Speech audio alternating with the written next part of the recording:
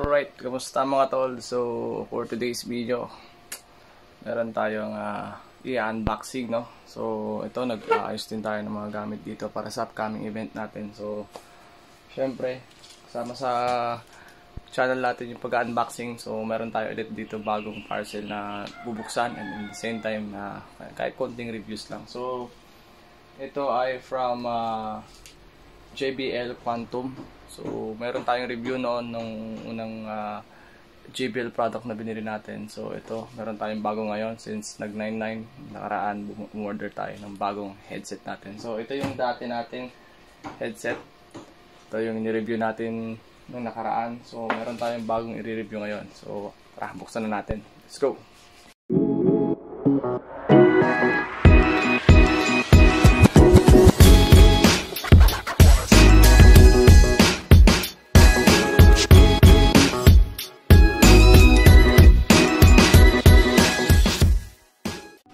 Ayan, so bago tayo mag-unbox mga tol, no, meron tayong mga JBL products dito na nabili at syempre hindi na rin tayo nakapag-video dati or nakapag-vlog about dito. Ito yung ating JBL Go 3. Ito yung isa sa mga ginagamit no madalas dahil mula nung nasira yung JBL Flip 4 ko, hindi na ako nakakagamit ng talagang JBL products na legit products ng JBL na mga Bluetooth. So kumuha tayo na ito ng nakaraang buwan lang para sa sound trip lang. Malit lang, malakas, powerful, sa murang halaga. Alright, JBL Go 3. So, meron din tayong Bluetooth dito na buds, earbuds. JBL C230 DWS. Okay din siya. At syempre, ito yung last product natin ng JBL na vlog or na unbox. So, ito siya. Hanggang ngayon mga tol, ilang taon na rin to eh. Matagal na dito sa akin. Tsaka maganda talaga hanggang ngayon. Okay pa siya. So, nagpalit lang ako ng buds nakaraan kasi nga, syempre, medyo lumuma na rin. Maluwag na rin yung buds. At saka dito mga tol, mayroon siyang mga extra buds pa dito eh. Ayan o. Ayan, sa loob. So, tara, rekta na tayo sa unboxing natin.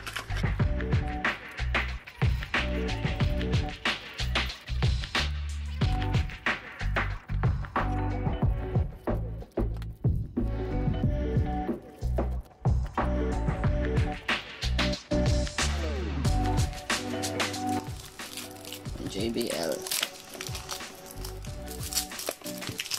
Alright. So, malaki.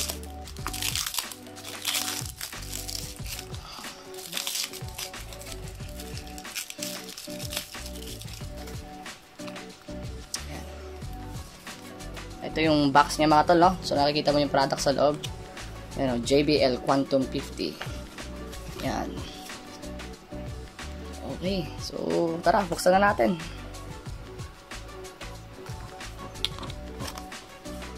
Saan tayo magbubukas?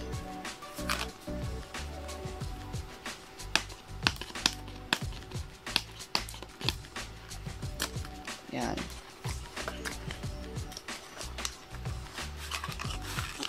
Oh. Hindi ko na-expect to mga tol, oh. So what inside the box? Ito siya, yung kanyang user manual. JBL Quantum. Nice, nice. And syempre, the product itself. Maganda yung pagkakalagay niya. So, malaki siya mga tol. Para siyang yung buds ng mga, alam mo yung pang banda. Ganun. So, meron din siyang extra. Isang small at saka ito. Ito ata yung large and laki. Ayan. Bali, meron siyang dalawang extra buds. At syempre, the product itself. Black yung pinili natin, no? At ito siya. Ganito siya kalaki mga tol, no? Laki. Kumpara dito. Diba? Ayan. Tapos, yung dito sa part na to mga tol, meron siyang mga pindot-pindutan dito eh. Pero explore muna natin kung ano to mga to. Meron siyang mute microphone. Kita nyo yun. Ano. Meron siyang volume and up. Pag gagamitin natin sa camera. Pero tignan nyo mga tol, ang laki na itong sa bandan dito niya. Unlike nung sa isa. Ganyan lang siya kaliit. Pero nyo.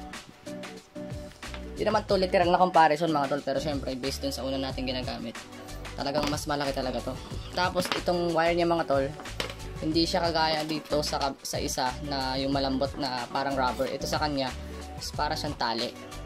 Yan. And then syempre din sa jack niya mismo, meron din siyang nakalagay din na logo, nakikita sa camera. Ayan o. Okay mga tol, so na-try natin sa recording, sa audio recording, yung microphone ng headset natin. So ito, ginagamit natin siya ngayon. Ayan. Ito yun siya. Siyempre, nakakabit sa tenga ko, no? Ito. Ito yung microphone niya. Ito. Ayan o. And then, ito mga tol, yung sa mute niya. So, tignan nyo mga tol, papatayin ko. Ayan, na-mute yung mic, no? Ayan. So, pagka nakaganyan siya, buhay yung mic. Ayan, dito sa likod, yung pindutan niya ng play, pause and play. Dito naman sa volume, up and down. So, kahit na nakasagad yung device natin sa volume, pwede natin siyang bawasan dito. Or kahit patayin na mismo dito. Okay, so functional naman lahat, goods naman lahat. Smooth naman. Pagdating sa audio, klaro naman. Syempre, medyo kung i-compare natin dito, ito kasi talagang solid din talaga yung tunog niya kahit na maliit siya, no? So, itong si Quantum 50, okay naman siya. Swak naman, tamang mild lang yung hindi sobrang lakas. Sakto lang din talaga sa tenga yung tunog niya. Smooth, malinis. Syempre, JBL yan eh. Alright. Ayan, so thumbs up dito sa JBL Quantum natin, no. So, para sa akin, the best talaga ito para sa mga gaming, ayan, sa mga PC, sa VR pwede, sa mga mobile. Maganda siya, functional. Goods na goods talaga. Para sa akin, napakaganda nito para sa mga gaming, lalo pag mahilig ka sa mga mobile games like PUBG, ganyan, 'di ba?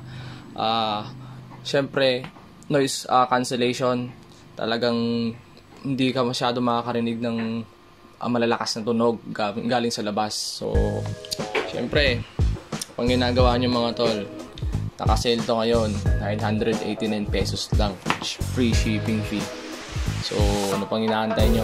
Bili na kayo mga tol habang naka-sale pa or habang meron pa tong product na to. Kasi yung nakaraan, ito, nag-sale siya, so nabili natin ng 799 pesos noon back. Hindi ko alam kung kailan ito eh, so kalimutan ko na. At na-sale noon, so ngayon bumalik siya sa dating presyo na nasa 1,000 plus na naman ata to. So samantalin natin habang may mga sale. So lahat ng mga product na nandito mga tol is nabili ko talaga siya sa mga JBL official store or official distributor dito sa Pilipinas. So bago kayo bumili ng mga JBL products, i-check nyo muna sa Google, hanapin nyo yung mga stores na nagtitinda talaga or nag-distribute talaga ng mga legit na products ng JBL. So makikita nyo doon lahat ng listahan ng mga shop online sa Lazada, sa mga mall, sa Shopee. So that is it mga tol. Maraming salamat sa panonood. So hopefully nakatulong tong kahit kakanting paano naman nakatulong tong natin pag-review sa atin dito sa Quantum JBL Quantum 50 natin. Alright, so let's go.